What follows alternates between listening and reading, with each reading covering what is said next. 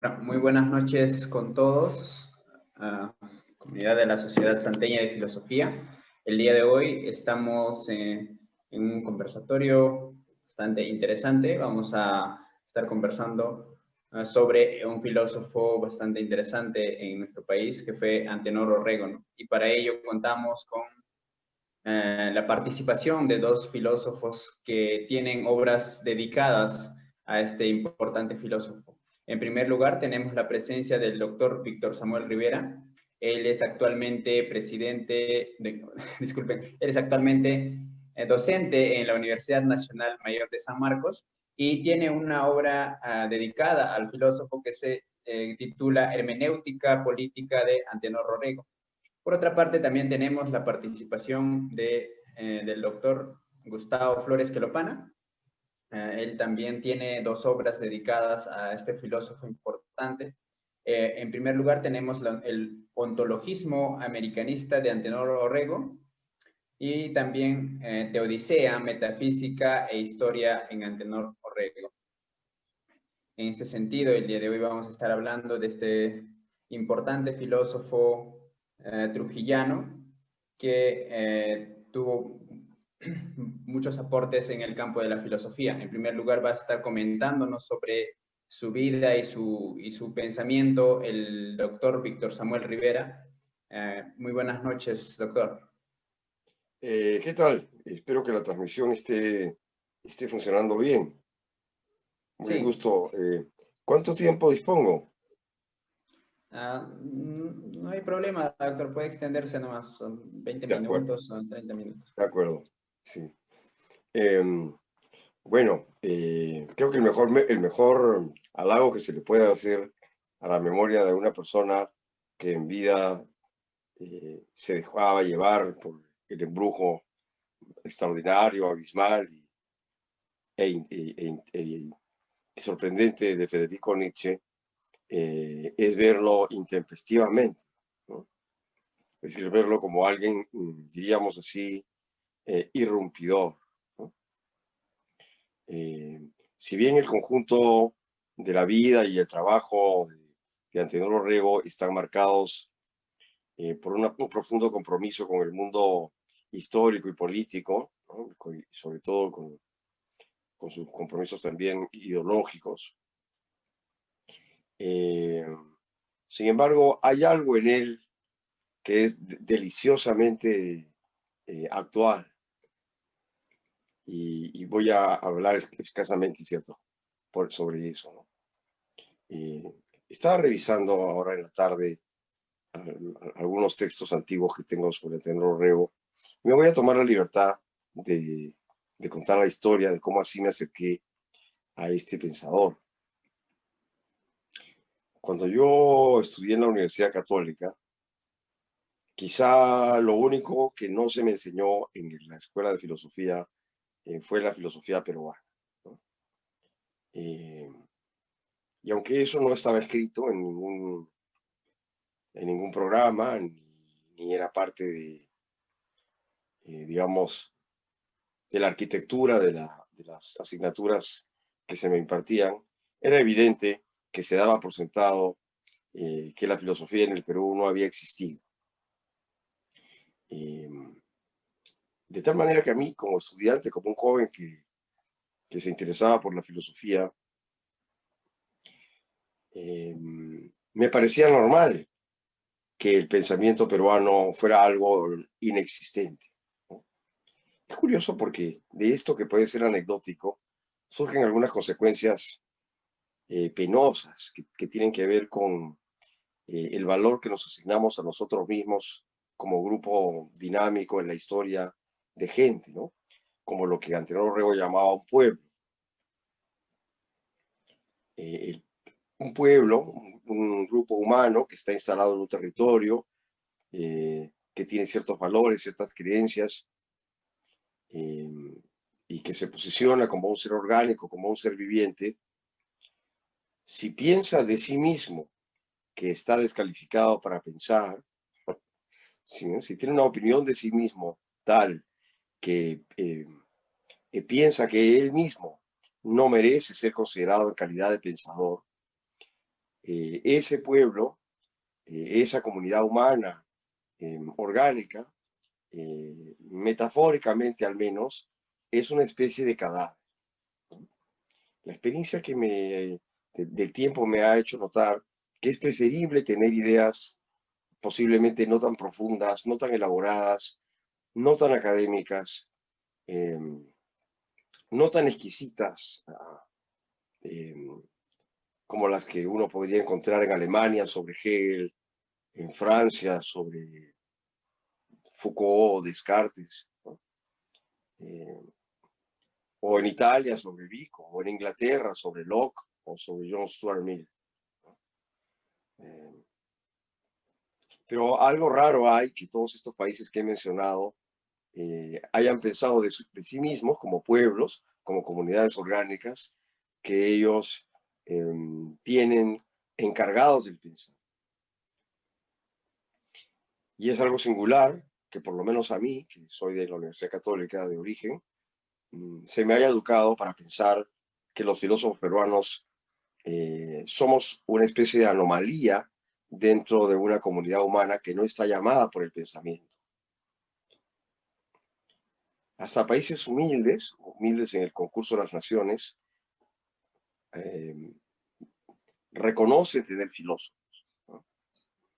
Hay que pensar en Slavoj Žižek, por ejemplo, ¿no? Que es de un pequeño país que debe ser extensionalmente del tamaño de Moquegua, ¿no? Que a nosotros nos ha dado gobernantes. Un territorio pequeño le dio a Eslovenia un gran pensador. Posiblemente eso no habría sido cierto si es que los eslovenos hubieran pensado de sí mismos que ellos no eran portadores de ningún pensamiento que pudiera ser esloveno, ¿no? Considerando que Eslovenia siempre ha sido un territorio pequeño como Moquegua, ¿no? Estoy haciendo un chiste malicioso y ácido sobre ciertas realidades que prefiero no mencionar. El tiempo me ha enseñado, en la medida en que me he apropiado del tiempo, el tiempo vive en mí, ¿no? Cargo con él, pero el tiempo también me carga, que es preferible tener una humildad auténtica y reconocer a nuestros pensadores, aunque sean menores, ¿no? Aunque no sean Hegel, aunque no sean John Stuart Mill, ¿no? Aunque no sean Foucault, Descartes o Jean-Baptiste Vico, ¿no? O el padre Maldonado, que era un gran filósofo, ¿no?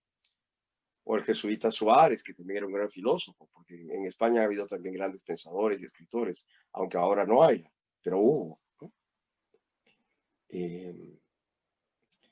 Y es preferible pensarse en chiquito a hacerse un paréntesis de sí, que eso es aquello en lo que yo fui instruido, en hacer un paréntesis de mí en la medida en que yo formaba parte de un pueblo que una de cuyas capacidades sería la capacidad de pensar. Digo todo esto porque al revisar la bibliografía que yo mismo generé sobre Atenor Orrego, me doy cuenta de ese abismo maravilloso que el tiempo me ha enseñado a aprender, ¿no? De la ingenuidad casi infantil, de la cual no me separa tantos años, cronológicamente hablando, ¿no?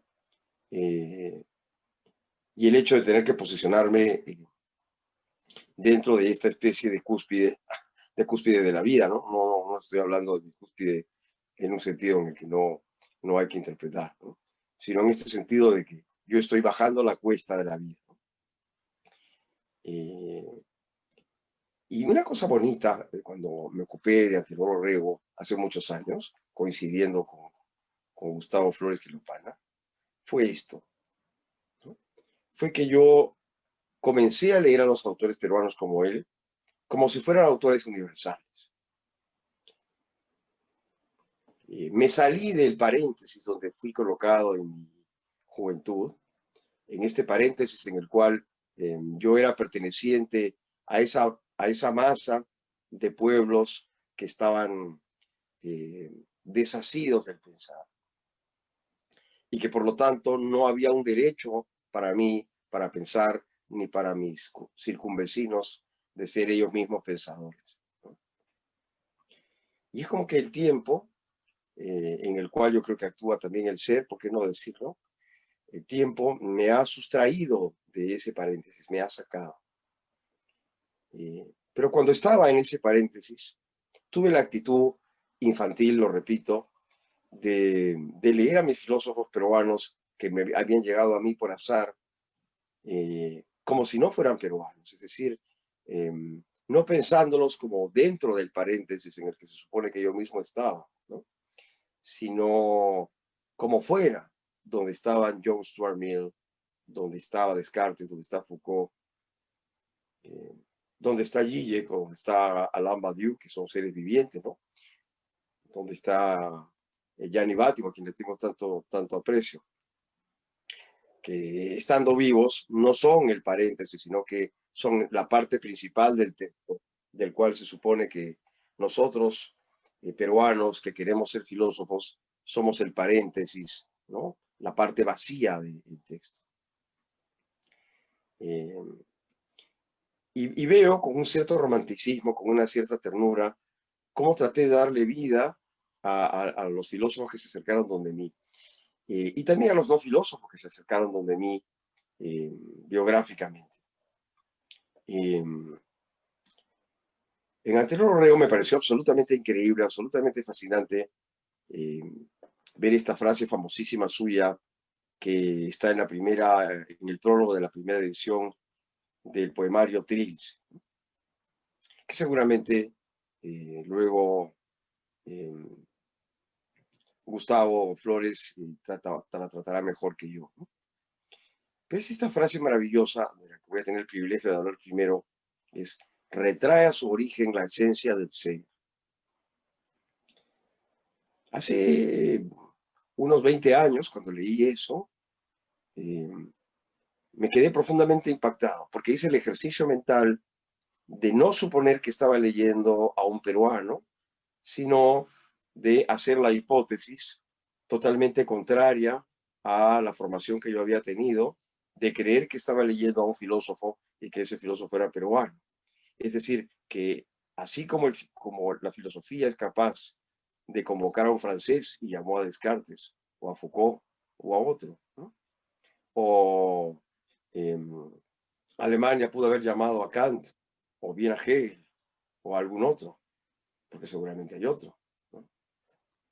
Y España pudo llamar a Suárez, o pudo llamar al padre Maldonado. Igual, el Perú tenía sus propias llamadas del ser, y que una de ellas había sido dirigida a este encantador poeta Chotán, que era Antenor Orrego. Ahora que he sido subido a la cuesta de la cual estoy bajando, por la intensidad de la vida, por la experiencia del tiempo, por las cosas que han pasado y que no han pasado en mi vida, a la misma vez he perdido la inocencia que me hizo ver el aspecto filosófico de las obras, no solo de Orrego, sino de 4 o 5 otros autores que estudié mucho en ese momento, en el periodo que va entre 2000 y 2008, yo diría, ¿no? Pero a la misma vez me da esta experiencia acumulada, la cúspide de la edad, y por lo tanto también la proximidad con el vacío, esta sensación maravillosa de que eso que hice de manera ingenua e infantil estuvo bien. Porque todo pueblo, y creo que Antenor Orrego mismo estaría de acuerdo conmigo, debe ser capaz de amarse a sí mismo, para comenzar. Debe ser capaz de tenerse amor. Un amor intenso en el cual deben ser posibles cosas profundas. Hay muchas personas que aman el Perú de una manera extraña, porque buscan leer lo sórdido, lo vulgar, lo torpe, lo efímero. Vivimos en la época en que la gente piensa que el Perú debe estar orgulloso porque acá jugamos todos fútbol, en lo cual me siento tristemente excluido. o que debemos estar todos muy contentos porque hacemos deliciosa comida, ¿no? De la cual yo me privo porque he hecho dieta desde que soy joven, con lo cual sería yo también una persona un poco no peruana, ¿no? Por no comer ajipanca y no comer ceviche y no comer otras cosas ricas que parecen ser la esencia de la peruanidad.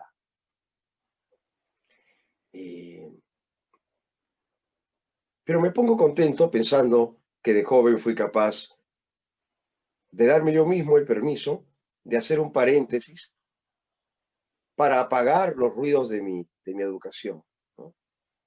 Y por un momento creer que este filósofo de Cajamarca había dicho algo grandioso, ¿no? Y es esta situación de tensión, porque me doy cuenta de que Antenor Orrego quizá no dijo tantas cosas filosóficas eh, en el sentido en que un filósofo medio lo habría hecho. Por ejemplo, no las hizo como Zizek las ha hecho, ¿no? O como las habría hecho alguien un poco más cercano, como Enrique Dussel, por ejemplo, ¿no? Que ciertamente yo no lo aprecio mucho filosóficamente, pero tengo que admitir que si lo comparo con Orrego, sin duda hay muchas más cosas que leer en Dussel que en Orrego, ¿no? Pero acá yo mismo autorreflexiono y me pongo una norma que me dieron una vez en Europa, ¿no? Cuando estábamos hablando de los tipos humanos, eh, hay un momento que a todo el mundo creo que le ha pasado de fricción cuando uno encuentra en las diferencias entre los tipos humanos que unos tienen más bendiciones que otros, digamos, ¿no? Que es algo análogo a lo que ocurre con la riqueza, o con la juventud, o con la belleza, o con la posición social, o con el talento para las artes, o el desenvolvimiento personal. Una vez en Francia fui a un castillo que está en Vannes, que es un pueblo que está en la parte extremo occidental del norte de Francia, y fui invitado por su propietario, era un duque, a ese castillo, ¿no? Y estábamos hablando sobre el tema de la migración, que aparentemente no tiene nada que ver con Antenor Orrego, pero es que Antenor Orrego, como yo o como Gustavo, ¿no? O como todos los que me están escuchando en este momento o me escucharán algún día, nosotros somos migrantes en el pensamiento occidental, ¿no? Somos unas personas que han llegado con sus cayucos a la costa griega y nos hemos apoderado de las estatuas y de los rollos de libro que tenían los antiguos griegos, ¿no? Y nos hemos considerado griegos no siendo, ¿no? Es algo curioso. Bueno, también este fenómeno de la migración tiene mucho que ver con el Antenor Orrego, aunque no parezca. Y conversaba en este salón extraño no era el duque, sino era el nieto del duque, ¿no? Y la señora duquesa conversando sobre la migración, siendo yo una persona no francesa, claramente. Y me dieron esta norma que es muy simpática. Me dijeron, bueno, me lo dijeron en francés, mi francés no sé si está muy bueno ahora, ¿no? Pero me dijeron que il ne faut pas comparer, ¿no? Que significa no se debe comparar. En ese caso era no hay que comparar a las personas, porque entonces hay factores que alteran la visión del valor de cada uno. Y lo que me querían decir era,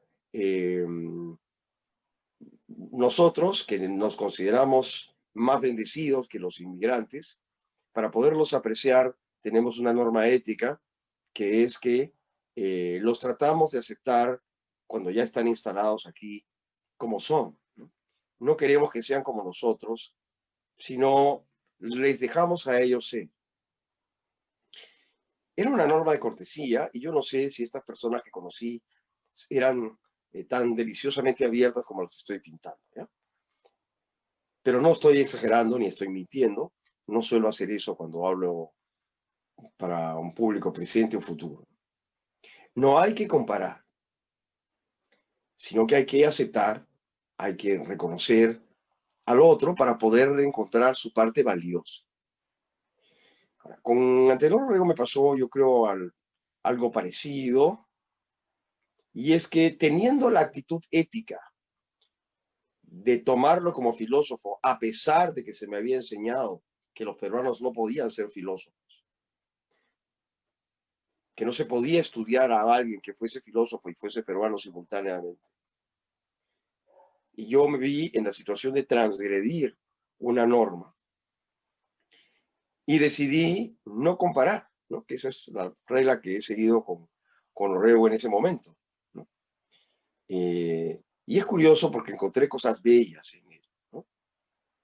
Cuando lo leí, no lo comparé con Heidegger, ni lo comparé con Nietzsche, ni lo comparé con Karl Jaspers, lo cual hubiera sido una ofensa para Orrego, ni lo comparé con otros filósofos europeos, sino que intenté descubrir quién era él. Esta operación tiene sus riesgos, porque en efecto hay pensadores que no son tan pensadores, digamos, ¿no? A veces uno, por un deseo espontáneo de amor al suelo, a la patria, a nuestros antepasados, a nuestros padres, queremos ver más riqueza de la que hay. El truco yo creo que es, dicho sea pasada, truco es una palabra que se usa mucho en francés. Eh, el truco es, en este caso, no efectuar la comparación, ¿no? Sino ver las cosas como son y dejar que las cosas puedan ser interesantes. No volverlas interesantes, que es algo que yo sí no hice con Antenor Orrego. No, no es que yo a Antenor Orrego, como Francis Bacon con la naturaleza, lo torturé hasta que habló, ¿no?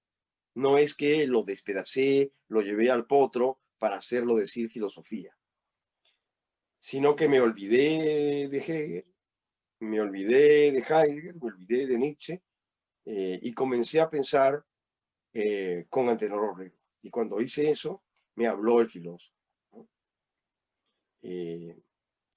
Claro, he hecho una anticipación de esta declaración que acabo de hacer, en la cual de alguna manera me excuso diciendo que quizá ahora la edad no me hace ser tan entusiasta, pero también aclaré que me alegro de haber sido muy entusiasta antes, ¿no? Ahora ya no lo sería tanto. Les voy a dar la razón por la cual, la razón biográfica por la cual yo no sería tan entusiasta ni con ese peruano ni con otros peruanos, así como me alegraría mucho eh, poder volver a tener inocencia para leer a otros peruanos. Eh, es que eh, nosotros también tenemos que leer la filosofía que producimos como peruanos, situando el pensamiento que hacemos en el contexto del que somos parte. Es decir, no hay que sustraer a los autores del mundo histórico en el cual pensaron. Y en esto quiero ser muy enfático. Cuando yo leía Descartes, también leía Michel de Montaigne, ¿no? Leí la historia de Pantagruel, me enteré cómo fue la guerra de los 30 años, eh, averigüé cómo había evolucionado la cultura francesa en la época de Luis XIII y de Luis XIV, me enteré de cómo era la economía, el movimiento religioso y la producción cultural de la época en que Descartes vivió. Y eso hizo que Descartes fuese amable para mí. Si nunca vi a Descartes como una persona que había producido unos cuantos conceptos abstractos, sino que por un impulso personal, que creo que fue muy correcto, siempre vi todo lo que leí desde que fui joven como parte de un movimiento mucho más allá de la persona y del pensamiento como un producto separado. Nunca leí ni las meditaciones metafísicas, ni el discurso del método, ni los principios de la filosofía de Descartes, como si fueran obras consistentes que hubiera que pasar por el tamiz de la lógica solamente, ¿no? Sino que leí todas esas obras y muchas otras más, de las de Descartes las leí todas sus cartas, cosa que también hice con Antenor Orrego, leí absolutamente todo, hasta el último artículo de periódico que me fue disponible lo leí. Pero cuando hice lo propio con Descartes, yo era un joven de 22 años, ¿no? De 24. O me fui volviendo viejo habiendo comenzado a los 19 o 20 seguramente. y me interesé por la música de la época de Descartes, ¿no? Por los ritos y las costumbres, por los trajes, por la comida, por los quesos, cosas que pareciera que no tuvieran importancia, pero que todas juntas van constituyendo un mundo, ¿no? Van constituyendo una totalidad llena de armonías, de equilibrios y de tensiones, llenas también de olores, de sabores, de texturas, de composiciones, de volúmenes, ¿no? Y es allí donde puse el discurso del método, las meditaciones metafísicas, etc. Es decir, leí los libros dándoles cuerpo en una comunidad humana, con referentes, ¿no? Una comunidad humana que tiene complejidades, que tiene valores, que tiene alteridades y autenticidades propias, que conoce la historia de la filosofía, pienso yo, sinceramente está obligado a conocer. Cuando fui ingenuo en mi juventud y leí con infantilismo, o con infantilidad, o infantilmente, de una manera feliz, a Antenor Orrego, quizá yo no conocía tanto el Perú como lo conozco ahora, ni conocía el sistema universitario peruano, ni conocía, ni reconocía de una manera apropiada a mis propios interlocutores peruanos en el tiempo, como ahora sí lo hago, ¿no? Sino que de alguna manera estaba todavía marcado por este esquema de la academia universitaria, en el cual me importaban más los argumentos que el contexto, a pesar de que yo acabo de confesar que había hecho lo contrario siendo más joven, pero eso era por una especie de arrobamiento mío, de locura mía, que era contraria a las disposiciones de mi formación profesional en la universidad. Siempre he sido en ese sentido una persona rebelde y supongo que así rebelde me iré, ¿no? Y creo que hice bien también, que si en eso fui infantil, no estuvo mal. Creo que a veces ser un poco niño siempre es un buen negocio, ¿no? En el negocio de la vida. Pero bueno, cuando leía a Antenor Orrego, siendo un hombre joven, no conocía el Perú como lo conozco ahora, no conocía el pensamiento peruano, las instituciones peruanas, el carácter peruano, de la manera tan apasionada como ahora. Creo que nunca me he sentido tan peruano como ahora. Y eso es lo que le faltaba a mi paréntesis en la época de Orrego para quizá hacer más filosófico a Orrego. Tenía que volverlo más peruano, ¿no? Mientras que en ese momento lo hice más universal. Así que lo que escribí sobre Antenor Orrego estaba hecho para que fuese leído por un observador imparcial, por un antropólogo del pensamiento latinoamericano que quisiera conocer la trayectoria de un personaje que se hubiera llamado Antenor Orrego, ¿no? Y no lo hice para pensar en algo, de lo cual Antenor Orrego fuera el compañero, el amigo, el socio, eh, mi compatriota. Así es como no lo leí. Y creo que ese es básicamente el principal error que logro descubrir ahora que bajo de la cuesta de la vida, ¿no? Me gustaría volver a ser joven para, para entrañarme más con todo lo que conozco del Perú, pero con la fuerza y la inocencia que tuve alguna vez, ¿no? Y así es como yo los invito a repetir conmigo la frase liminar, la frase esta maravillosa de Antenor Orrego sobre Trilce de Vallejo, que retrae su origen a la esencia del ser. Yo mismo, hablando de mí mejor, cosa que ya he hecho, pero puedo todavía continuar en esta noche, pero ya para terminar, porque creo que caras que me dicen que ya me pasé la hora. Decir, retrae a su origen es algo muy heideggeriano, que sin embargo Orrego no pudo tomar de Heidegger porque cuando escribió el prólogo de Trilce no lo había leído.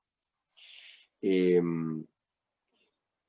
esto de pensar como volver al origen, que es algo tan característicamente propio de Heidegger, de la hermenéutica, es algo que sin embargo, aunque fuera en una sola frase, surgió de Antenor Orrego, por Antenor Orrego mismo, ¿no? En un contexto peruano donde los problemas que le preocupaban a Antenor Orrego, que tenían que ver con el pueblo, con la historia, con el destino, con la nación, con la patria y posiblemente con el destino de América Latina, Eso es lo que está encerrado también en la frase retraer su origen, la esencia del ser. Es decir, colocar el ser es lo más importante. Por eso los griegos creían que el ser era básicamente Dios o las cosas divinas o lo divino. El filósofo que verdaderamente hace su oficio, que ni siquiera sé si yo soy de ello, ¿no? Siempre retrae su origen a la esencia del ser, es decir, se ubica así en el ser, es decir, en su historia, en su pueblo, con sus costumbres, con su patria, con su pertenencia, con sus compromisos históricos adquiridos que a veces ni siquiera son pensados, y se abisma en su origen, como la ola que se retrae, ¿no? La ola que llega hasta la playa y que luego se recoge y se retira. Esa es la frase de Orrego que quise recoger, la más famosa, la más fácil, pero también la más maravillosa y la más linda. Muchas gracias. Muchas gracias a la participación del doctor Víctor Samuel Rivera. Ahora también vamos a tener la participación del doctor Gustavo Flores Quelopana, quien también es un filósofo conocedor de Antenor Orrego. Adelante, doctor. Muchas gracias. En primer lugar, quiero extender un reconocimiento y un sincero agradecimiento a la Sociedad Santeña de Filosofía por brindar este espacio conmemorativo del 60 años de la muerte del filósofo espiritista peruano Antenor Orrego. Cuando tengo conocimiento, este año 2020 acaba, ya estamos en diciembre, faltan poquísimos días, y sin embargo, ninguna institución cultural se ha dedicado a homenajearlo. Como siempre, somos ingratos y maltratamos a nuestros propios pensadores con el olvido, la incuria y la injusticia. Menos mal que existe la Sociedad Peruana de Filosofía para subsanar esta malsana costumbre. Y sobre Antenor Orrego, quisiera decir que yo crecí escuchando constantemente de mi padre su nombre, porque mi padre no era un militante aprista, pero era sí un simpatizante que tuvo acceso a las altas esferas de la Luis Flores Caballero, y además era periodista y filósofo, escritor. Eso quizá le abrió las puertas a muchos ámbitos culturales de entonces. Y constantemente de niño, en las reuniones, en las veladas culturales que realizaba mi padre en la sala de la casa, yo constantemente escuchaba el nombre de Antenor Orrego. Y él disertaba a sus amigos sobre la importancia de ese escritor, que él lo visitaba. Yo tenía pues apenas 3, 4 añitos, 5 añitos, paseándome en la sala con estos visitantes extraños. Ya era el año 65, 5 años que había fallecido. Pero mi padre había venido a Lima, era trujillano, y había venido a Lima ya a fines de la década del 50, que pudo tener contacto. Posteriormente, yo siempre he sido un ávido lector. Me leí las obras de Antenor Orrego, cayeron en mis manos de manera fortuita, y por mi hábito de lectura, los leí. Leí Monólogo Eterno, leí Pueblo Continente, y leí también Hacia un Humanismo Americano. Sin mayor pasión, pero lo leí con interés. Extrañas circunstancias de la vida hicieron que en el año 2003, 2004, en una de las sesiones de la Sociedad Peruana de Filosofía, la doctora María Luisa Rivara de Tuesta convocara a los filósofos de esa sesión a participar en un concurso en el cual ella era la organizadora, para escribir y presentar un ensayo sobre los pensadores peruanos de la primera mitad del siglo XX. Y comenzaba ella a enumerar nombres. Nadie respondía, nadie se inscribía por ninguno de los nombres. Yo estaba sorprendido. Yo sería un joven, ya frisaba 44, 45 años. Miraba a los filósofos peruanos de esa sesión, indiferentes, hasta que ella pronunció la palabra Antenor Orrego. Y de manera inesperada levanté la mano y dije, yo, doctora, yo quisiera presentar un ensayo sobre él. Eso fue el año 2003, 2004, si no me acuerdo. Y ella tuvo la fortuna de facilitarme las obras completas. Por primera vez caían en mis manos las obras completas de Antenor Orrego. Obviamente que lo leí con una avidez exitosa, y en menos de un mes le devolví los libros, los 5 volúmenes publicados por la editorial de un connotado aprista, y le entregué también el trabajo, año 2004. Como demoraba la doctora en publicar dicho libro, por mi parte lo publiqué de manera independiente. Llamé a ese primer trabajo el ontologismo americanista de Antenor Orrego, porque lo que allí advertí era una postura ontológica, el ontologismo americanista. Luego descubriría, efectivamente, en ese trabajo y en esta lectura, luego me compré mis propios libros, mi propia colección de esos tomos, luego descubrí que era Pedro Orrego, en su última década, un ávido lector de Martín Heidegger. Y lo que acabamos de escuchar de Víctor Samuel ratifica que este genio chotano, aunque fue un genio, este genio chotano tenía ya incrustado en la médula de su ser ese olfato ontológico que luego se iría fortaleciendo con su educación filosófica. Entonces, al siguiente año, no me lo podía sacar de encima ante Antenor Orrego, y sentía que dentro de mi espíritu revoloteaban ideas sobre él, hasta que brotó un nuevo libro que se tituló Teodicea, Metafísica e Historia. Y ese fue, creo, mi segundo descubrimiento sobre este.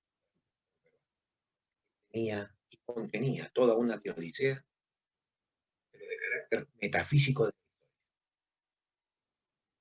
Y allí quedaron mis aportes y descubrimientos con este gran filósofo del. Entonces, cuando se recorren los aforismos, ensayos, artículos, prólogos y poemas de Orrego, se puede pensar que su obra es a la vez filosofía, literatura, política y religión. En cada página, su mente poliédrica nos sobrecoge con visiones profundas. Como digno heredero del siglo de oro, Orrego tenía una pluma extraordinaria. Vivía como nadie. Era un heredero legítimo del modernismo, de Rodó. Su estilo era elegante, inquietante y a la vez misterioso. Esta característica suya ha provocado un artificial problema en el mundillo académico acostumbrado a la aburrida monografía, a la impersonal monografía, considerándolo un escritor funambulesco de segundo o tercer grado, que nunca realizó una obra rigurosamente filosófica. Ha sido considerado como un intruso en la República de las Letras, con pretensiones de literato y de filósofo, que nunca rebasó los linderos del periodismo partidista y del escarceo ensayista. Una consideración sumamente injusta cuando uno tiene contacto directo con Antenor Orrego. Y yo no lo tuve en San Marcos, yo lo tuve por propia formación intelectual. Porque el filósofo que se limita a lo aprendido en la academia no es filósofo. Un arduo trabajo de autodidacta. Entonces, estas consideraciones son de lo más falsas y descaminadoras para poder valorar realmente el pensamiento, la obra y la vida. No solo porque ninguna página suya nos defrauda, sino sino porque su lectura nos despierta hondas y entrañables verdades, apasionamientos abisales y angustiosos junto a ideas raigales. Este fue un problema para el propio Antonio Orrego, el cual insiste en el conflicto dramático de entender la vida. Y es que para comprender la problematicidad de la obra de Orrego es necesario tener presente tres aspectos. La unidad en la diversidad de sus ideas, su angustia metafísica y la unidad entre filosofía y literatura. No en vano, José Ferrater Mora dice en su famoso diccionario de filosofía, y una de las notas más sobresalientes y características de la filosofía hispanoamericana, su carácter. Y esto lo dice a contrapunto de aquellos filósofos formados en Europa que vienen luego a nuestras tierras de retorno y quieren imponer el estilo funambulesco de la pesada monografía germana. Y con esto me refiero directamente a David Sobrevilla.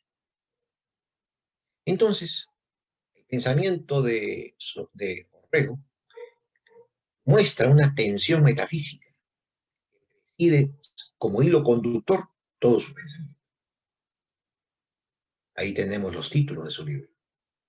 Pueblo continente, una tensión metafísica, hacia un humanismo americano, tensión metafísica. Y no prestar atención a este aspecto es la causa del encasillamiento absurdo de sus críticos. En Orrego no hay sistema, sin embargo existe un cuerpo de doctrina congruente.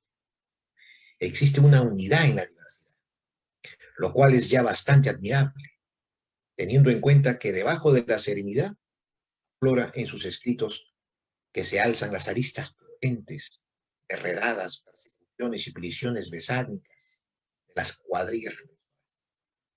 Él fue uno de los dirigentes apristas que más veces estuvo en la cárcel. Caía por ingenuo, caía porque no sabía asilarse en embajadas, como sí lo hizo Luis Alberto Sánchez, otro gran pensador peruano. La honestidad lo hizo reincidir en la ergastula. Por eso en sus dos primeras obras de juventud, Notas Marginales, de 1922, y Monólogo Eterno, de 1929, saltan a la vista, sin cesar, de un tema a otro, los aforismos y las sentencias, dando un brillo cual piedras preciosas. Sin embargo, él mismo no deja de sorprendernos cuando nos dice que en su obra de juventud están las ideas germinales. Siguiente gran obra, Pueblo Continente, de 1920. Todo este periplo es importante, porque en este periplo, miren ustedes estas fechas, abarca la Bohemia de Trujillo, que no hay que confundirla con el Grupo Norte. La Bohemia de Trujillo es la primera aglutinación intelectual de la intelectualidad norteña del Perú. Allí está César Vallejo. Luego fue el primer gran genio en reconocer a otro genio, el genio. Y luego, la Bohemia de Trujillo sufre su metamorfosis pasando al Grupo Norte. Y ya de allí se emprende otro recorrido histórico. Entonces, hay que darse cuenta del talante aforístico de su obra juvenil, que no responde a un improvisado fiat lux, no a la conformación orgánica y anímica de un pensador nato, de ingénito poder creativo. Ni sistema, ni aforismo inconexo, no, viajero del pensamiento esencial. Orrego es un viajero del pensamiento esencial. Rompe la crisálida del itinerario eurocéntrico.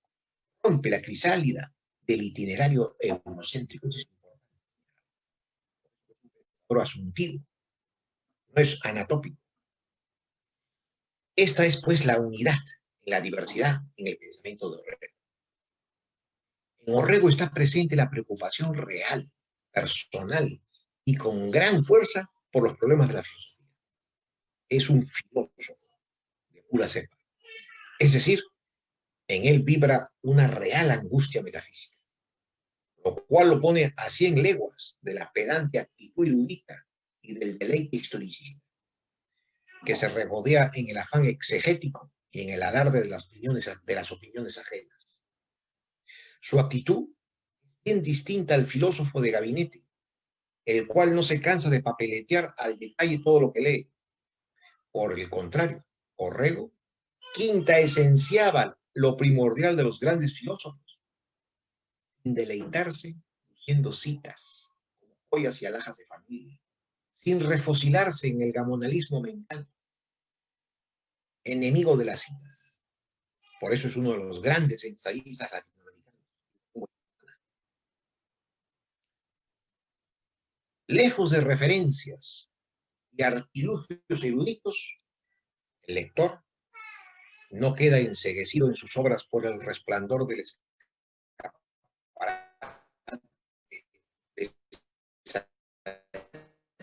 políticamente orregueano, donde uno se da de bruces contra la atonía del vocablo yerto, la antología bibliográfica y los zarpazos acuchillantes de las citas.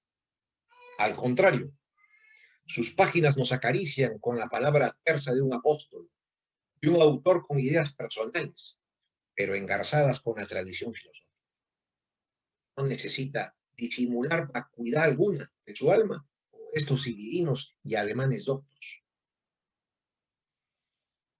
Pues él está henchido de autenticidad humana y por ello no requería de mimetismo zoológico, máscaras sofísticas, ni de la frenética zarabanda de los textos cercenados. Por eso Orrego subvirtió en América los términos de pensamiento, haciendo entender que hay dos tipos de hombres: los perjuros o pseudomaestros imitadores y los auténticos, que solo saben guiar por esa dolorosa y vigilante angustia en su ser. Nadie está más incapacitado para entender la obra de Orrego que el que pretende comprenderlo solo a partir de su letra. Es el caso de su espíritu, pues su ansiosa fe filosófica jamás estuvo desligada de este hondo sentimiento metafísico, de un anhelo de absoluto, de contracorriente de la actual nihilización entrópica posmoderna. Para él existe una energética del ser que insufla de sentido a la naturaleza, la historia y el ser universal. Es precisamente por esto que luego se peca contra la palabra no solo cuando se le hace vehículo de la mentira y la injusticia, sino también cuando se la vuelve mendaz, vana, superflua, guiándola de sus fines vitales. Ya nos recordaba Orrego que la palabra del estilista es saco vacío cuando no se convierte en vehículo de un espíritu. Esto se advierte en las obras orreguianas cuando tras la letra literaria vibra filosófico. Se trata de hondas visiones metafísicas, valiéndose de medios aforísticos, poéticos, periodísticos, en suma literarios. Pero hay algo más. Orrego recalca que el escritor que no respeta la santidad de la palabra, un alma espuria. En suma, apreciamos cómo se unen en él literatura y filosofía en un solo proceso creativo. La palabra y el pensamiento, términos a la vez antinómicos y complementarios. Y es que la estructura misma de la vida humana habita entre lo analítico y lo Orrego, en su acercamiento a las verdades últimas, fue tan auténticamente filósofo. Pensar no encontró dificultad expresiva en el diálogo, la sentencia, el poema, el aforismo, el ensayo y el artículo. El tema, su tema por predilección, el humanismo y racionalismo de nuevo cuño. Un único tema atraviesa la obra entera de Orrego: el hombre y su trascendencia. Primero americana, luego humanista y finalmente ontológica. Su prolegómeno juvenil sintetiza una idea estético-teológica. Habla como un pico de la mirándola, un hombre del Renacimiento, cuando dice, en esta etapa juvenil, que su leitmotiv es la coordinación de los 4 costados del hombre con los 4 costados del universo. Paulatinamente, el tema del hombre se va enriqueciendo, se va ensanchando con el tema de la americanidad. Ya en 1937, Orrego era un hombre curtido en prisiones y lo único que lo salva de la lóbrega y tenebrosa crisis espiritual es su nueva fe en el humanismo y en el hombre integral del mañana. Este giro se ahondará en su última etapa, Meditaciones ontológicas. El libro es del año 1956-1958. Lo inédito. Aquí el tema único del hombre es asumido con un gran vuelo filosófico a través de los espinosos problemas de la eternidad, mortalidad, el ser, el tiempo. Pero fiel a su espíritu insubordinado y americanista, lejos de repetir a Heidegger, muy lejos, rechaza más bien su ontología antropocéntrica, lo cual juzga que no sale de la jaula cartesiana al insistir que el ser de las cosas existe solamente en tanto el hombre le incorpora al mundo del ser ahí. Es una filosofía que no logra salir de la existencia humana y por ello no llega a un concepto claro del ser. Este es el reproche fundamental de Heidegger que le hace Orrego. Movido por una angustia metafísica, convencido que la filosofía es una desgarrante ansiedad, Orrego revela que el único tema que abraza su meditación es un humanismo total, que no unilateriza ni en lo humano ni en lo divino, sino que en la realidad humana existe una apertura a lo trascendente, inmanente. Este es un tema clave, la unión de la inmanencia con la trascendencia. El tema del hombre solo se llega a desenvolver enteramente cuando deja sentada su posición frente a la ciencia y a la intuición. Distingue meridianamente el camino de la ciencia pura y el camino de la intuición. Dos modos de saber, el científico y el vital. Opone a la ciencia de la vida, opone la ciencia a la vida. Testimonio que la ciencia no puede monopolizar a la razón. La vida es creación de razones, imponiéndose la exigencia de alcanzar una más amplia. Tras esta afirmación está la filosofía del razón. Su racionalismo del nuevo cuño, que la razón no es un mero instrumento de investigación, sino de realización personal y de expresión, cuya meta final es el reconocimiento de la divinidad, que está condicionada por el estado de la ciencia y la discusión. Él forma parte de la religión espiritualista, estirpe bersoniana, que acontecía en el Perú con Deusta e Iberico, pero nunca fue un positivista arrepentido. Podemos decir que fue un espiritualista de pura cepa. Tampoco fue un anticientista, que sí, un anticientífico. Más depositó incienso en el altar del método científico. Jamás. La teoría relativista de Einstein no lo llevó a relativizar la verdad, como ocurre con el pragmatismo, sino que valoró no perder la vista a la eternidad. Para Orrego, el racionalismo de nuestra edad nos ha precipitado hacia un malestar angustioso, arrojando al desván del inconsciente las fuerzas creadoras de nuestras almas. Recalcará que el hombre contemporáneo está pidiendo a gritos un nuevo reajustamiento de su razón y de su alma.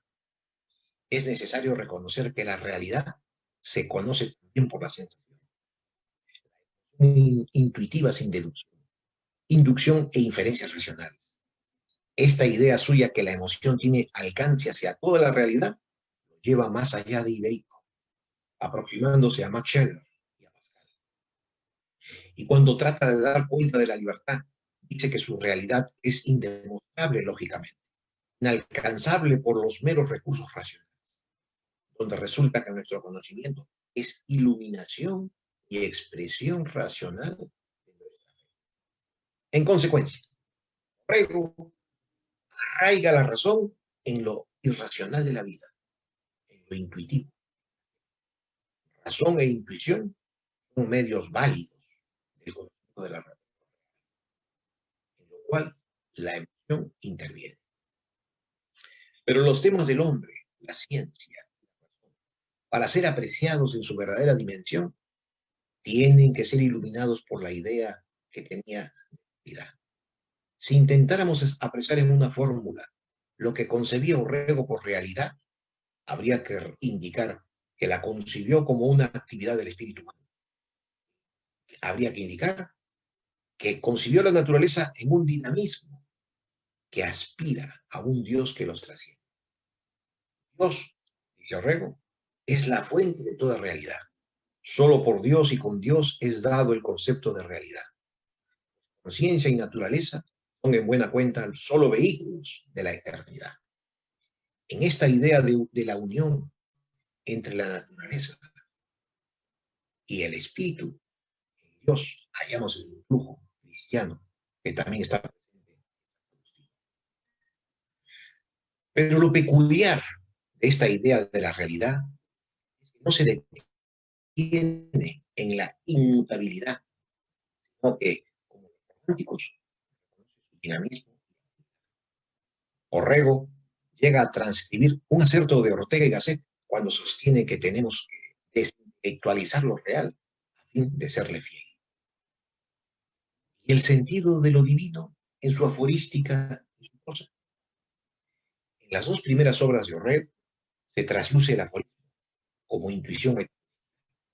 El conjunto de sentencias sueltas y deflagrantes calculan los aforismos feos, no susceptibles, no empíricos, prueba demostrativa o formulación. Su esencia radica en su validación argumentativa y aserciones categóricas. Esta aforística suya está ya inserta en el problematismo filosófico. Su contenido no está dirigido a la preparación del dominio del hombre sobre la naturaleza, ni sobre los demás hombres, ni a hacer más feliz o menos infeliz a la existencia humana, sino que tiene el propósito de dar una visión de lo trascendente, una intuición de lo absoluto, para la generalización inductiva, síntesis de los conocimientos universales. La aforística orreguiana, lejos de ser un procedimiento artificial, está rodeada del halo del misterio, enigma que brota de una intuición metafísica y de la angustia del existir. Junto a esto aflora en su aforística un pronunciado sentido de lo divino, que pasará a su prosa posteriormente. Y para Orrego, lo primario no es el pensar, sino el percibir, una manera de poner coto al absolutismo de la conciencia. Él no absolutiza la percepción, pero lo reconoce como un medio privilegiado para que el hombre reconozca su vocación. Es ahí que nos podemos dar cuenta que la ensayística, en la filosofía de Orrego, es recurrir como todo un drama personal. La reacción es fecunda, porque le devuelve a la filosofía una moderación entre el impulso literario y la vigencia científica, como se muestra en Dilthey, James, Bergson, Sartre y Santana. Todo indica que el estrecho especialismo, el privilegio académico, las prebendas burocráticas y el poder institucional de ello implica o rompe la agudeza, alientan el conocimiento teórico desinteresado y frenan los desarrollos originales del pensamiento. Basta dejar indicado que la mayor parte de los libros de filosofía de nuestro tiempo surgen de la docencia universitaria con su millardo de tesis doctorales sólidas, útiles y admirables, pero con poco o casi nada de creación y originalidad. En contrapartida, los más brillantes libros de filosofía actual son ensayos incitantes y creativos. No son textos orgánicos, ni sistemáticos, originales y suficientes. ¿Cuáles han sido las posiciones interpretativas del pensamiento de Orrego? Hasta el momento he enumerado 9. Empezaré por la de mi amigo Víctor Samuel Rivera. Lo interpreta como un hermeneuta de los políticos. Luego, mi postura como un ontologista de lo americano. Un idealista anticientista, comunismo. Un filósofo del alma americana, Townsend y Revilla. Un culturólogo, Antero Peralta, sobre Villa. Un irracionalista, Izaguirre, Augusto Salazar Bonti. Un esteta, Luis Alberto Sánchez. Un materialista neomarxista, padre.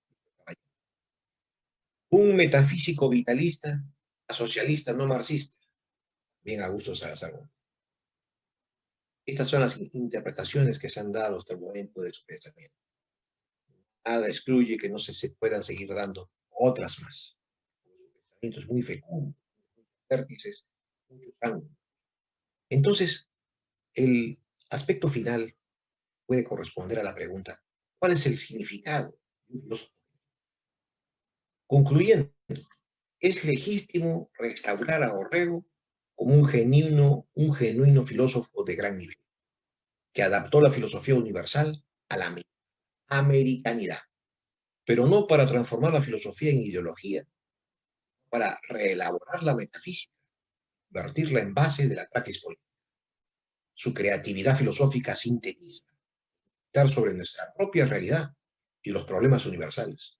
Fue un filósofo afirmativo asuntivo, y sin embargo es todavía entre nosotros un ilustre desconocido. Es necesario revisar su pensamiento, lleno de íntimas dificultades y gravitante para la sustancia filosófica de los peruanos. Tarea por recuperar las posibilidades metafísicas que encierra la más importante de sus. Descubrir a nuestros valores intelectuales, a los que nunca se les apreció debidamente, vale a comprender nuestro propio ser latinoamericano y hace posible la de nuestro destino histórico. Orrego fue un pensador rigurosamente personal, con su vida y su muerte al ideal absoluto de la divinidad, la verdad, la libertad y la justicia. Creyó, al igual que Platón, en la acción política. Lejos está el propósito de atribuirle gratuitamente la condición de filósofo que de por sí ya es suya. Por el contrario, la dimensión decisiva y más innovadora de su producción constituye su talento para unir cultura y filosofía a través de esguinces verbales en las parábolas, y poesías en métodos. En pocas palabras, Orrego, como su coterráneo ibérico, fueron los únicos espiritualistas que no provinieron de las canteras del positivismo. Al contrario de Alejandro Neustra, Francisco García Calderón y Víctor Andrés Belaúnde, culminó la brillante generación de la nueva conciencia americana conformada por Martí y Vasconcelos. Pero también fue el punto de arranque de la generación revolucionaria del 23. Y hoy es el inspirador de un continentalismo antiglobalizador americano y un humanismo y racionalismo de nuevo cunio. Por ello, él representa un faro en la encrucijada de la americanidad. Muchas gracias. Muchas gracias a su participación, al filósofo Gustavo Flores Gelopana. Ahora quisiera realizar una pregunta también al doctor Víctor Samuel Rivera. Bueno, en sí son dos preguntas, ¿no? El primero es, usted mencionaba sobre su experiencia que tuvo con las obras de Antenor Orrego y que la visión o el enfoque desde el cual usted aborda esta lectura desde fuera de los parámetros eurocentristas o de fuera de los pensadores o del enfoque de los pensadores eurocentristas. ¿Consideraría pertinente recomendar, no sé, a los jóvenes que tuvieran esta visión cuando abordan a diferentes pensadores peruanos? Esa sería la primera pregunta.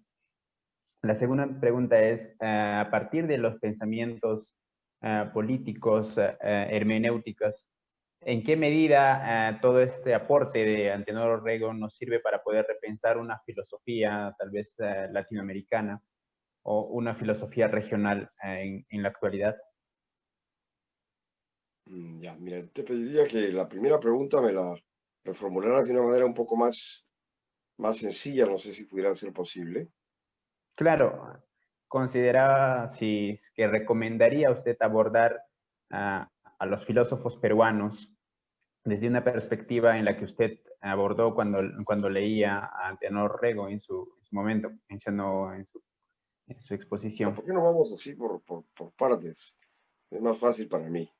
Soy una persona de memoria corta, ¿no? Mira,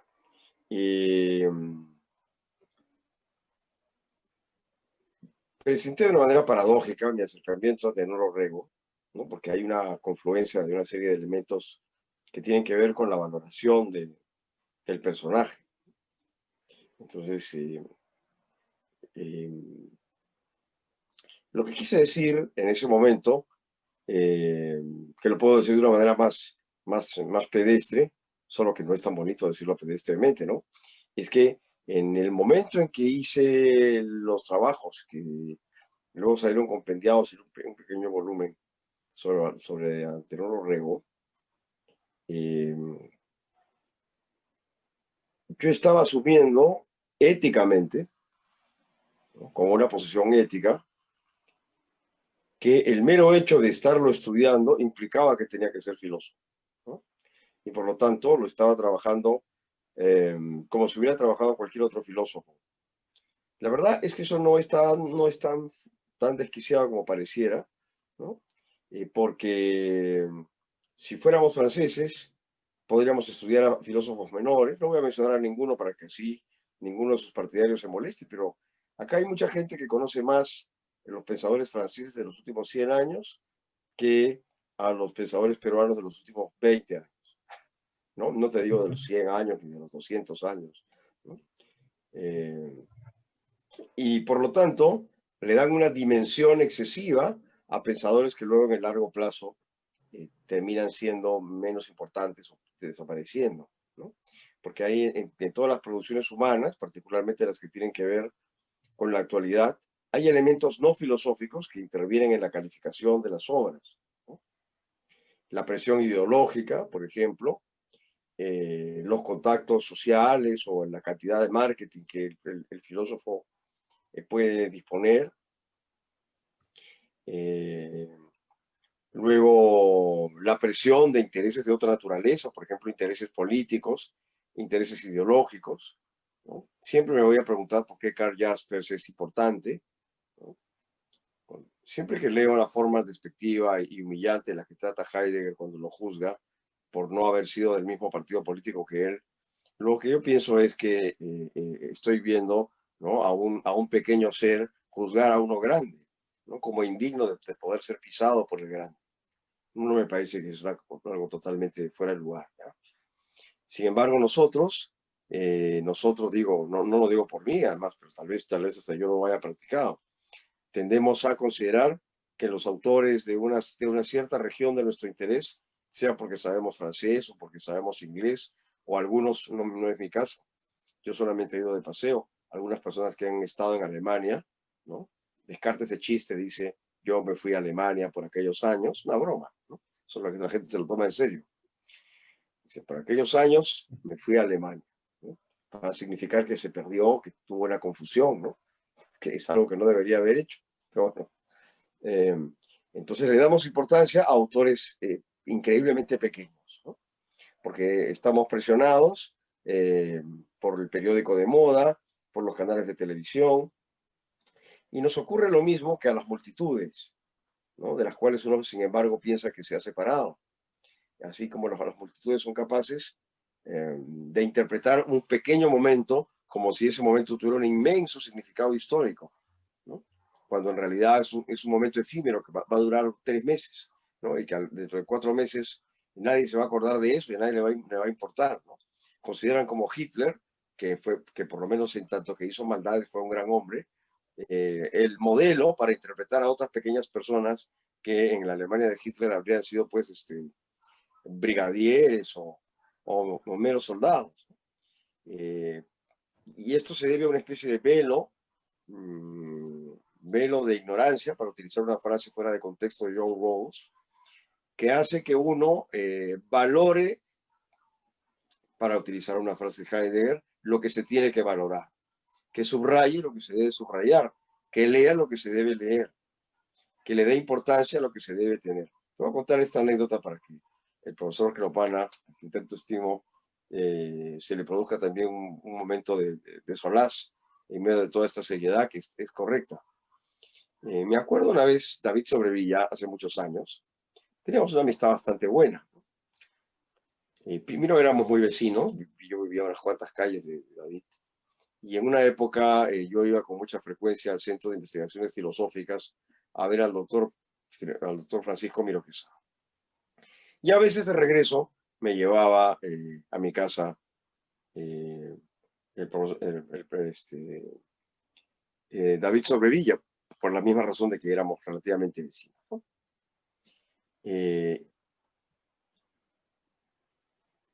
Y casi siempre, la verdad, salía el tema de por qué yo no tenía las mismas ideas políticas que él, no porque él era una especie de socialdemócrata. Si supiera alemán, te lo diría en alemán para que suene más gracioso, ¿no? Pero era como algo así como la señora Merkel, ¿no? Pero en la versión mediana, ¿no? Ideológicamente hablando, ¿no? Él como, yo pienso que él como gestor de la filosofía, como conservador del conocimiento, es una persona admirable, ¿no? Solamente que sus ideas políticas a mí me parecían tan feas como a él le parecían feas las mías, ¿no? Y en eso me siento completamente libre. Creo que él pensaba que yo tenía ideas ridículas, una vez me lo dijo, porque pensaba que la religión era relevante en el pensamiento filosófico, pero la verdad es que los años me han ratificado que era correcto, ¿no? Pero un día me dijo que el gran problema conmigo es que tú no conoces Europa. Entonces tuvimos una conversación muy graciosa, porque yo creo que sí conozco Europa, ¿no? Salvo que cuando haya viajado me hayan puesto una droga o la vacuna de un virus, ¿no? Pero me decía, tú deberías irte a vivir ahí. Imagínate lo que me decía David, ¿no? Me decía, tú deberías irte a vivir. Porque así ya comprenderías mejor. Como siempre estás metido acá, ¿no? Y vives rodeado de la gente de aquí, entonces tiendes a darle una importancia excesiva, ¿no? A las cosas locales. Pero me decía esto, que uno tenía que pensar de manera universal. Y lo que era cómico, digo, ¿no? Era que me decía que para ser universal tenía que ir a Alemania, ¿no? O sea, que no podía ser universal siendo peruano, sino que todo buen filósofo aparentemente tenía que irse a Alemania. Entonces, si yo le preguntara a David Villena, que es un amigo que aprecio mucho y que tiene ideas que son absolutamente incomprensibles para mí, ¿no? Una vez me dijo que si había que elegir entre un bebé y un gato, un no nacido y un gato, había que preferir al gato, ¿no? Era una teoría de que los gatos eran personas. Que son ideas americanas, que yo respeto mucho que las tenga, porque eso no le quita talento ni inteligencia a mi amigo David, ¿no? Pero es como que David me dijera que para ser filósofo universal había que ir a Chicago o a Nueva York, ¿no? Él se fue a China, pero a la China anglosajona, ¿no? A la China Hong Kong, que le gusta ser colonia inglesa. Pero es lo mismo, ¿no? ¿Por qué no se plantean al revés, ¿no? O sea, lo que yo me pregunto es, ¿por qué no lo planteas a la inversa? ¿Por qué no piensas que conociendo con unas ciertas herramientas bien el pensamiento de tu propio país, quizás no podrías tú pensar algo interesante sobre tu propio país, que tu propio país te haya inspirado? Yo les pregunto a ustedes, ¿no? A, a, a Gustavo y a los demás que están participando de esto. ¿Acaso Kant no pensó esos supuestos problemas universales que en realidad eran problemas alemanes, ¿no? Kant, que nunca viajó a ninguna parte, ¿alguna vez alguien le recomendó que se vaya de su pueblo protestante a pensar en otro sitio, a ver si así le salía mejor, a ver si así se volvía Suárez, a ver si así se volvía Maldonado, a ver si así se volvía Francisco Sánchez, a ver si así se volvía el Inca Garcilaso? Pues nadie nunca le dijo eso, sino que él se quedó en su pequeño pueblito de gente protestante, rodeado de frío y de soledad, y pensó el frío y la soledad, y le salieron libros que luego David Sobrevilla y yo hemos leído, ¿no? Y también Gustavo, ¿no? Y que pienso que son dignos de ser leídos por cualquiera.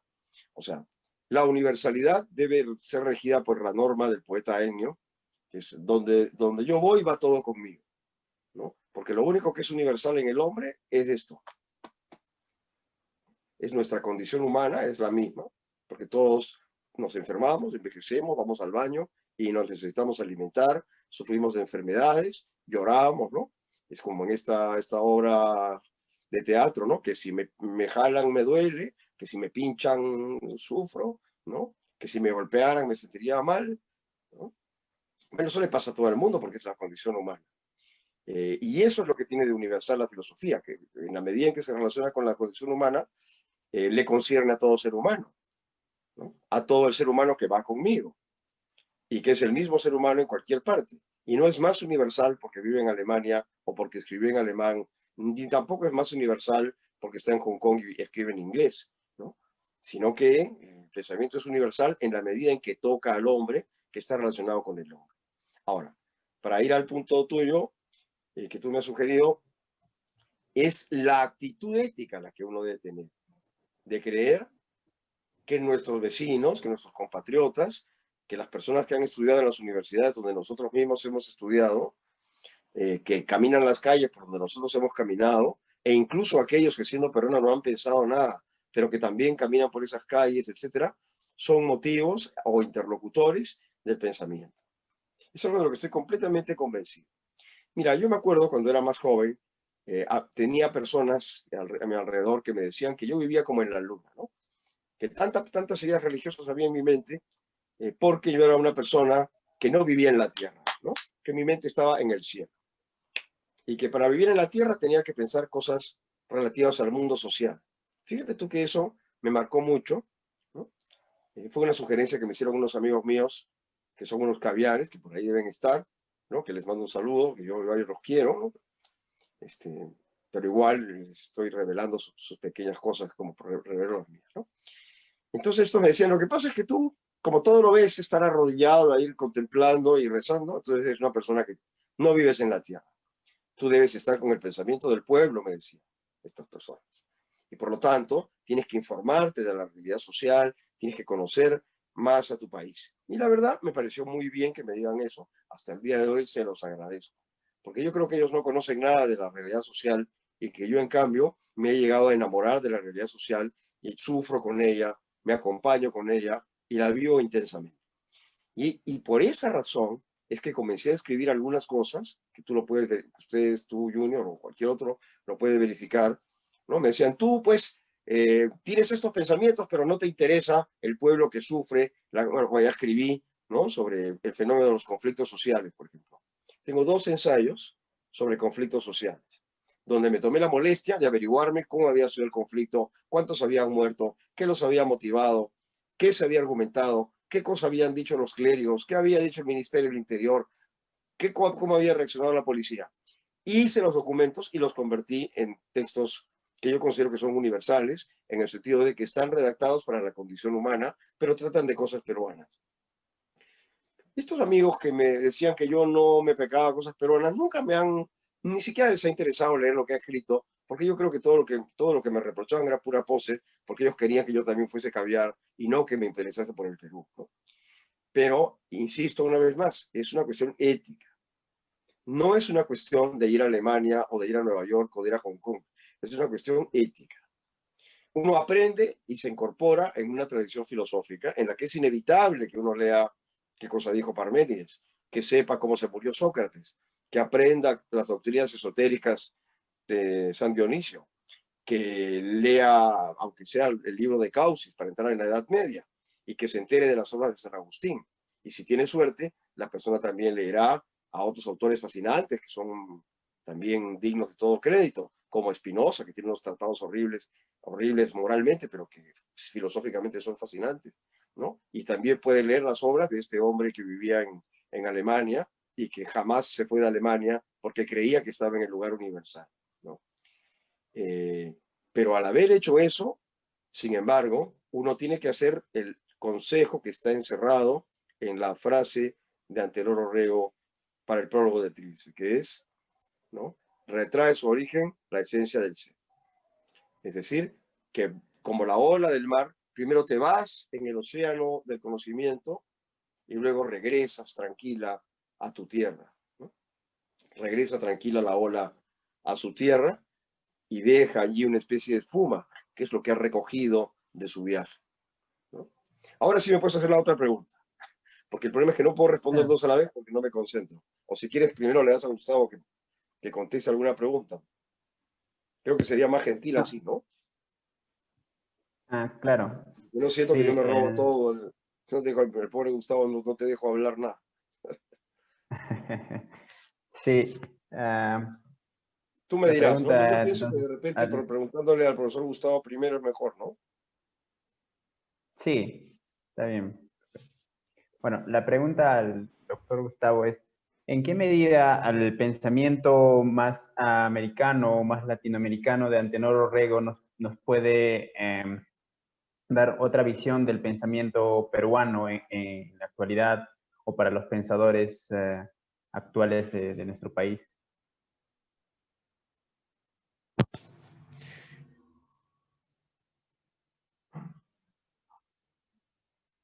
Sí. Orrego piensa lo particular dentro del ámbito de lo universal. Lo piensa porque es un pensador auténtico, al metafísico, ontológico. Por eso es que pueden hacer este engarce, que no necesitó estar en tierras europeas para darse cuenta de la autenticidad del pensar. Entonces, la primera lección que nos deja la lectura de sus obras, desde notas marginales hasta meditaciones ontológicas, es que hay que luchar desde nuestro interior por una autenticidad de nuestro. Y esta autenticidad de nuestro propio ser no puede ser desligada de nuestro propio opos, nuestro propio geos, propia americanidad. Por lo tanto, hay que primero pensar nuestra propia América, con todas sus representaciones y contradicciones y ambigüedades. Y hay que iluminarla en un diálogo dialéctico con la tradición occidental. No hay que subyugarse a la tradición occidental, no hay que caer en su embrujo, sino que hay que estar en constante diálogo, pero un diálogo a su vez ilumine nuestro propio ser. Entonces, esta es quizá la primera lección y más valiosa que nos dejan sus obras, que aparte de su embrujo, de su gran escritura, lo que inmediatamente brota letra es su espíritu, un espíritu rebelde, un espíritu auténtico, un espíritu que busca el valor de lo propio, un espíritu que no baja la cerviz a la maniática psicomanía que hoy luce por doquier los académicos de todas las universidades. Entonces, él es todo lo contrario a la citomanía. Es pensamiento espontáneo, pero bien formado. Es pensamiento riguroso, pero bien documentado. Es pensamiento sincero, pero profundo. Entonces, esa es una de las segundas lecciones.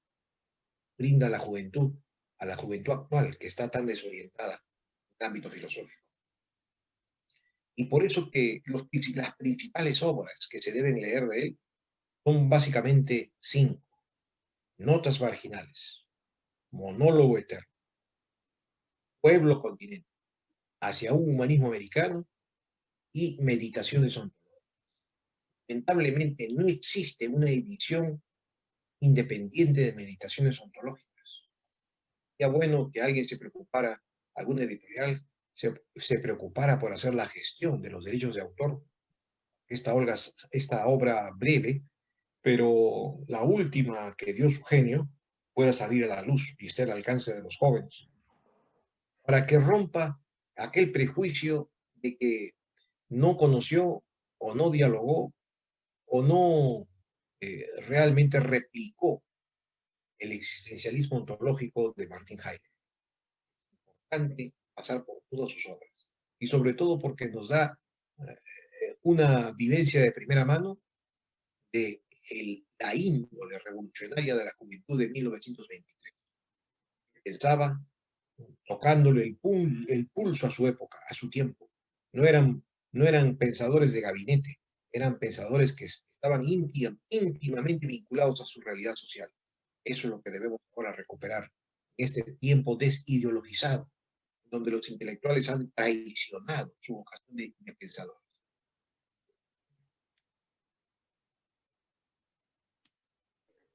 Muchas gracias por su respuesta, doctor Gustavo. Ahora sí, le vamos a hacer la pregunta al doctor Víctor Samuel. La pregunta iba en este sentido, ¿no? Después de que ha pasado ya 60 años de su fallecimiento del pensador Antenor Orrego, ¿en qué medida considera usted que siguen vigentes sus pensamientos hermeneutas o políticos a la cual usted ha dedicado un libro? Ya, ahora sí nos entendemos bien. No te podía contestar las dos cosas juntas.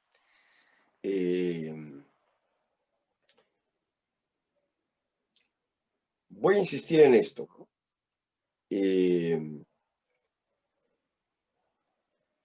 Tenemos que hacer un pacto con la inocencia.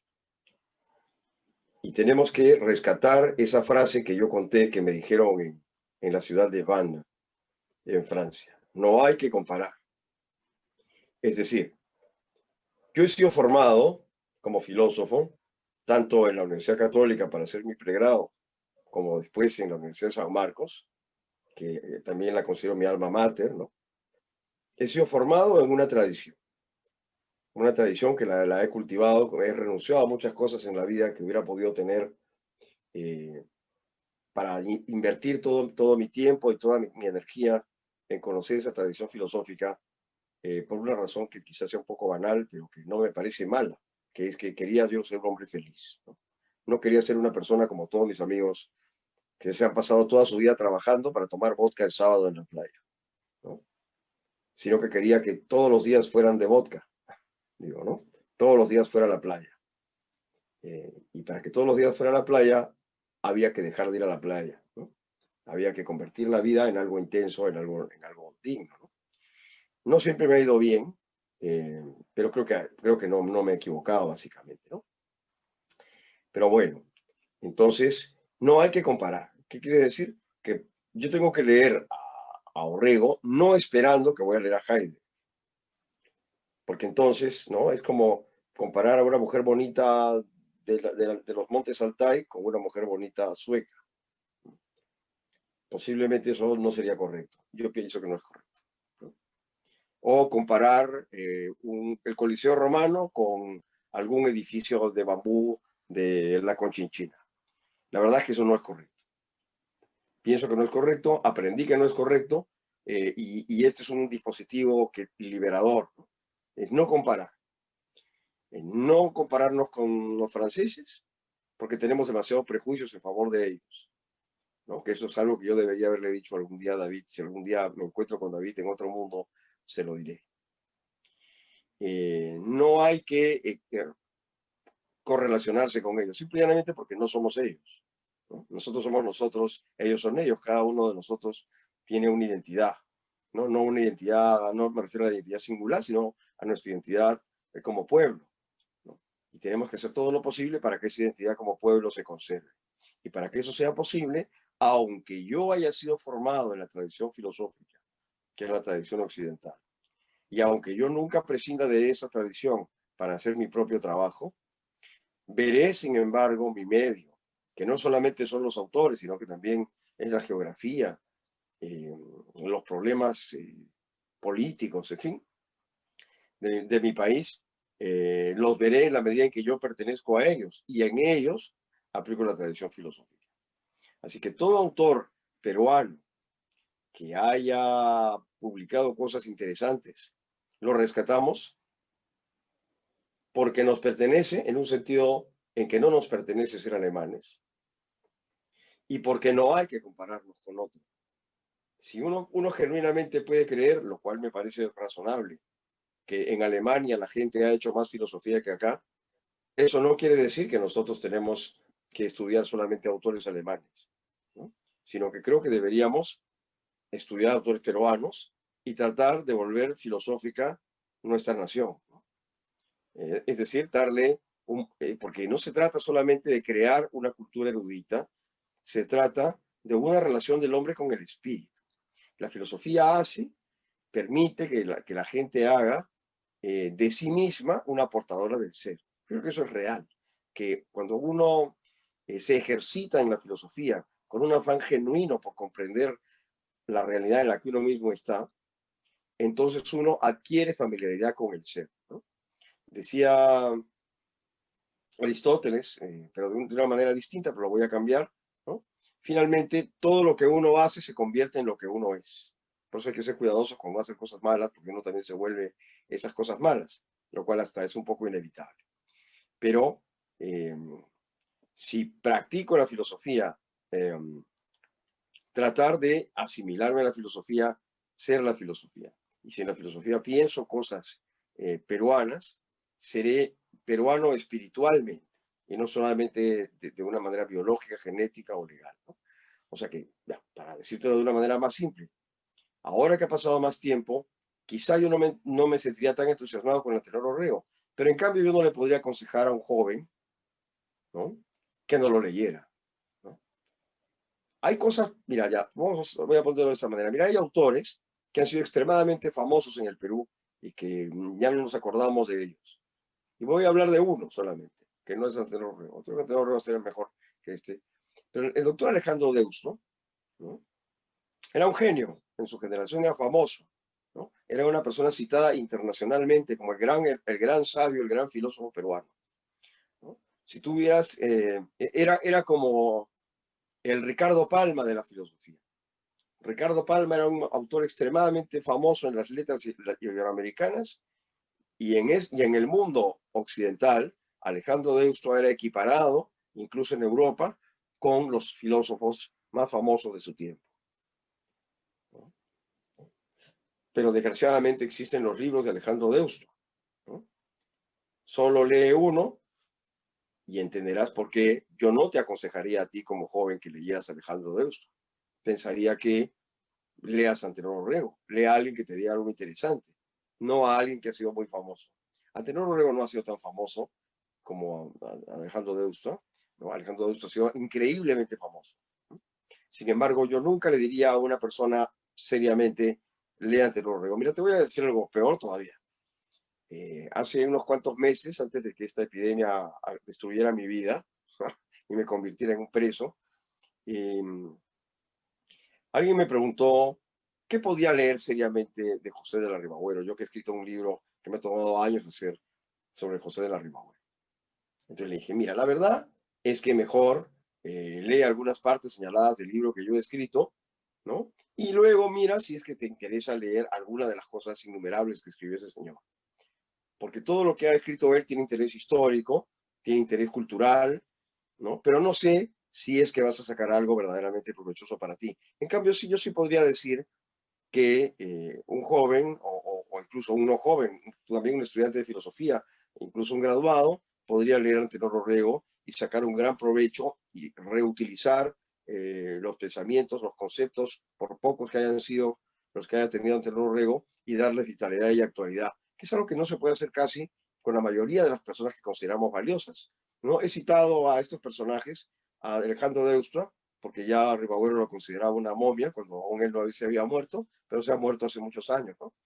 Y a Ribagüero porque nadie podría creer que yo le deseo mal a alguien a quien yo le he dedicado casi la mitad de mi vida mental útil, ¿no?, para conocerlo profundamente.